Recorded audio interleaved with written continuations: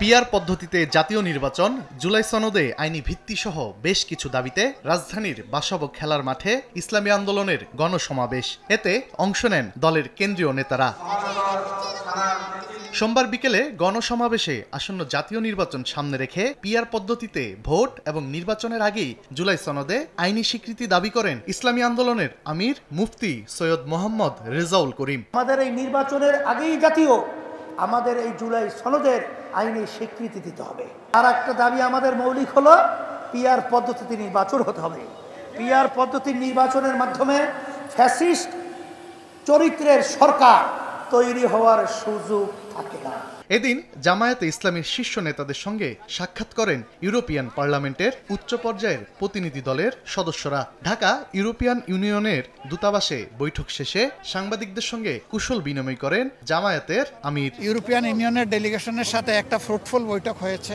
পরে আনুষ্ঠানিকভাবে ব্রিফ করেন দলটির নায়েবে আমির সৈয়দ আব্দুল্লাহ মোহাম্মদ তাহের। বলেন, বৈঠকে নির্বাচন পদ্ধতি সংস্কার নিয়েও আলোচনা হয়েছে। ডাকসু এবং জাকসু নির্বাচন নিয়ে যে টালবাহানা হয়েছে, পিআর হলে জাতীয় নির্বাচনে এসব হবে না। সবাই উদার মানসিকতা দেখালে আলোচনার মাধ্যমেই জনগণের মতের প্রতিফলন হবে বলেও আশা প্রকাশ করেন তিনি। জাকসু নির্বাচনে যে নাটক হয়েছে 48 ঘন্টারও বেশি সময় ধরে রেজাল্ট দেওয়ার ক্ষেত্রে তারা সেখানে গড়িমসি করেছিল, এটা তো সকলের চোখের সামনে বিদায় ফল উল্টাইতে পারে না, কিন্তু অ্যাটিটিউডটা তো রয়ে গেছে ফলটা উল্টে দেওয়ার। তো এটা তো জাতীয় নির্বাচনে হওয়ার আশঙ্কা আছে। পিআর সিস্টেম যদি হয় সেখানে এককভাবে কোনো ক্যান্ডিডেট থাকবে না কোনো এলাকায়, এবং সে একাই কেন্দ্র দখল করে ইন্টারেস্ট হারিয়ে ফেলবে, টাকা দিয়ে কেন্দ্র হারিয়ে ফেলবে।